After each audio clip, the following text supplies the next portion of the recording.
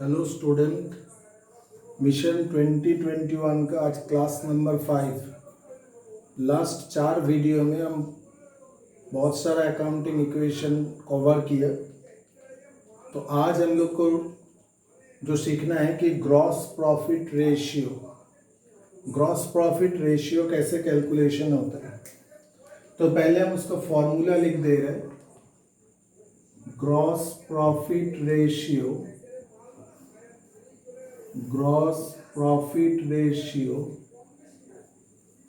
is equal to gross profit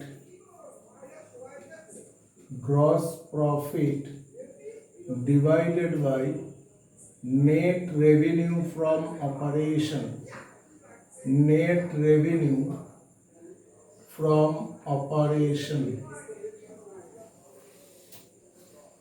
multiply 100। Gross profit को हमेशा percentage में डिनोट होता है। तो gross profit ratio is equal to gross profit divided by net revenue from operation into 100। तो चलो हम लोग स्टेप बाय स्टेप पहले हम लोग को नेट रेवेन्यू निकालना है। क्वेश्चन पेपर में लिखा है कि कैश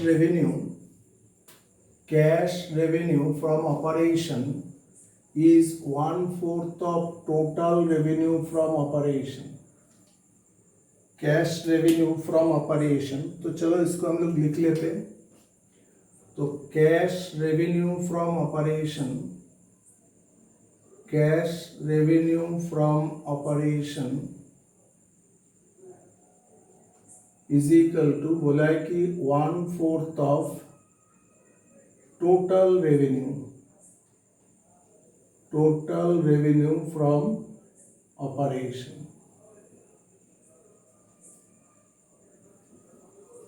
तो अब क्वेश्चन में लिखा है cash revenue from operation 8 lakh. तो हम कैश रेवेन्यू फ्रॉम ऑपरेशन की जगह 8 लाख सब्सटीट्यूट कर देते हैं। 8 लाख तो equals to 1/4 of total revenue from operation.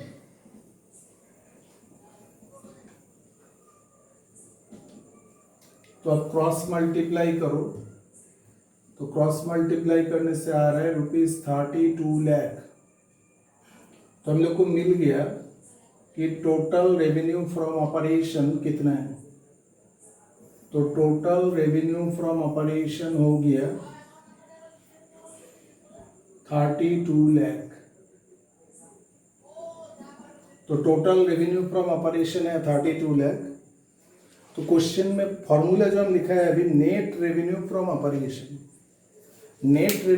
Operation होता है कि अगर क्वेश्चन पेपर में दिया रहता कि कोई कुछ अमाउंट सेल रिटर्न या रिटर्न इनवर्ड, तो ये टोटल रेवेन्यू से रिटर्न इनवर्ड मतलब सेल रिटर्न को माइनस किया जाता।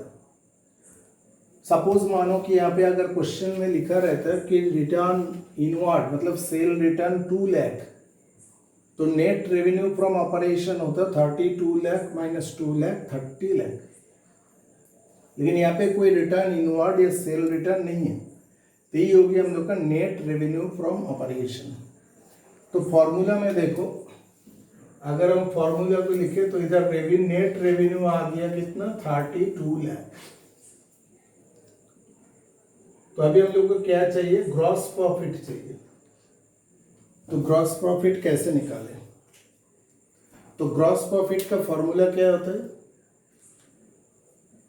Total revenue from operation minus cost of revenue from operation. मतलब ये पेन सपोज हम सेल किया 5 रुपये में और इसको बनाने के लिए कॉस्ट हुआ 3 रुपये। तो टोटल रेवेन्यू हो गया 5 और कॉस्ट ऑफ रेवेन्यू हो गया 3। तो ग्रॉस प्रॉफिट हो जाएगा 5 माइनस 3 तो इक्वल टू 2। तो कॉस्ट ऑफ रेवेन्यू कैसे निकालें। तो cost of revenue from operation is equal to cost of revenue from operation is equal to cost of revenue from operation equals to opening inventory मतलब opening stock plus net purchase. Net purchase ख्याल रखना, total purchase minus purchase return और return outward. Total purchase minus purchase return और return outward plus wages plus trading account debit में जो जो आता है carriage inward plus frets plus manufacturing expenses. लेकिन इस साम में सिर्फ वेजेस है। और एक चीज यहाँ पे एक्स्ट्रा दिया हुआ है कैरेज आउटवर्ड। ये तुम लोगों को कंफ्यूजन के लिए दिया कि हम लोग पता है कि कैरेज आउटवर्ड होता है कि profit and loss account debit में आता है क्योंकि ये इनडायरेक्ट एक्सपेंसेस। तो यहाँ पे अगर कैरेज इनवर्ड दिया रहता तो cost of revenue from operation में प्लस होता, लेकिन यहाँ पे कैरेज आउटवर्ड दिया। तो यहाँ पे थोड़ा ध्यान रखना, बहुत सारा स्टूडेंट बाय मिस्टेक इसको प्लस करके आ जाता है, इसको थोड़ा ख्याल रखो। अब देखो क्वेश्चन पेपर में बोला है कि credit purchase is equal to 1/5 of total purchase और क्रेडिट परचेज दिया हुआ है 3 लाख। तो चलो यहां से हम लोग पहले परचेज निकाल लें। तो देखो यहां पे दिया है credit purchase is equal to 1/5 of total purchase और क्वेश्चन पेपर में ये दिया हुआ है कि क्रेडिट परचेज इज 3 लाख। तो चलो यहां से हम लोग पहले टोटल परचेज निकाल लें। तो इक्वेशन के credit purchase is equal to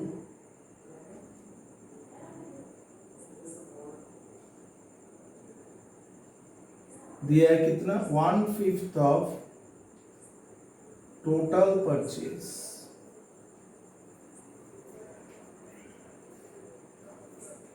अब क्वेश्चन पेपर में क्रेडिट परचेज दिया हुआ है 3 लाख, तो हम क्रेडिट परचेज की जगह लिख रहे हैं 3 lakh equals to 1/5 of total purchase.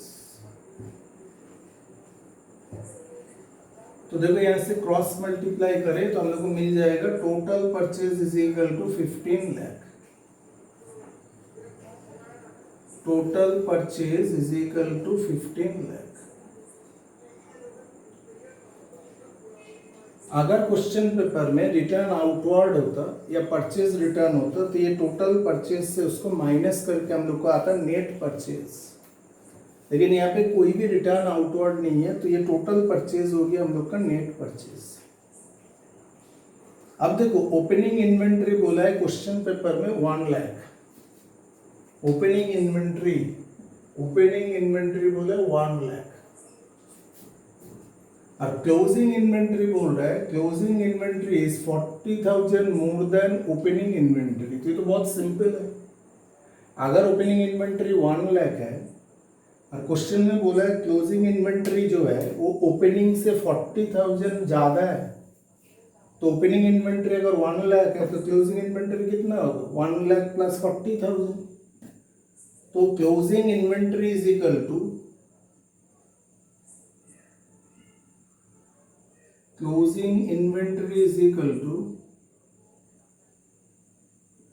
Opening inventory कितना दिया हुआ है 1 लाख। अब क्वेश्चन में बोला है कि ओपनिंग से क्लोजिंग 40,000 ज्यादा है तो प्लस 40,000, तो इक्वल्स टू कितना हो गया ₹1,40,000। तो चलो हम लोग को ओपनिंग इन्वेंट्री दिया हुआ है क्वेश्चन में, क्लोजिंग इन्वेंट्री निकाल लिया, परचेज भी निकाल लिया, तो वैल्यू पुट कर देते हैं। ओपनिंग इन्वेंट्री कितना दिया 1 लाख प्लस परचेज कितना दिया हुआ है हम लोग निकाले, टोटल परचेज कितना है 15 लाख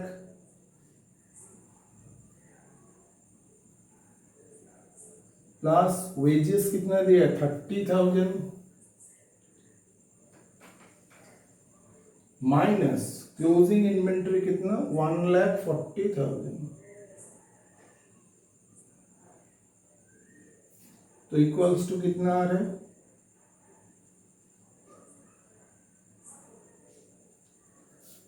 तो चलो इसको प्लस माइनस कर लेते।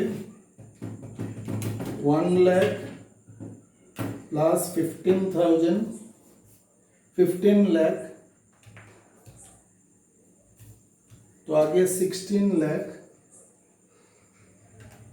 प्लस 30,000, 16 लाख 30 माइनस 1 लाख 40,000, तो 14 लाख 90,000।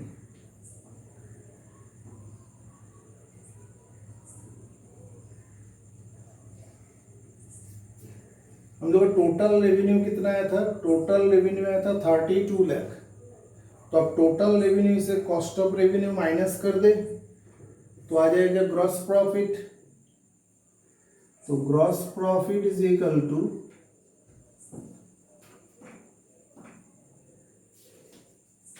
टोटल रेवेन्यू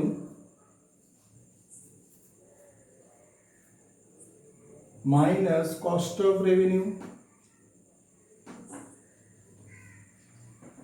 तो टोटल रेवेन्यू कितना है तुम लोग? 32 लाख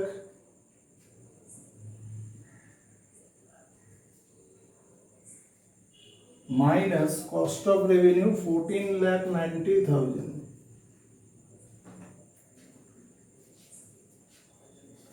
तो 32 लाख माइनस 14 लाख 90,000,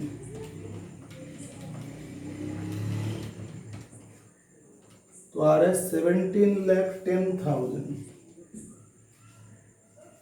रुपीज। 17 लाख 10,000। तो चलो ग्रॉस प्रॉफिट आ गया। तो फॉर्मूला में ग्रॉस प्रॉफिट का वैल्यू पुट कर दे 17 lakh 10,000।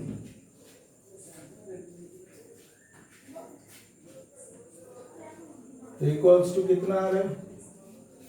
17 lakh 10,000 divided by 32 lakh into 100, तो इक्वल्स टू आ रहा है 53.4375, मतलब 53.44%।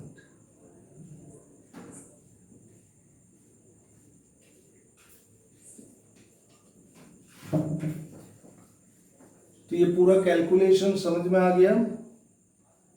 अगर तुम लोग को अच्छा लगा तो इसको लाइक कर दो, मेरा चैनल को सब्सक्राइब करो, और जो आज फर्स्ट टाइम आया, मेरा पिछला 4 वीडियो की अकाउंटिंग रेशियो के ऊपर है, तो उसको भी देख सकते हो। Thank you.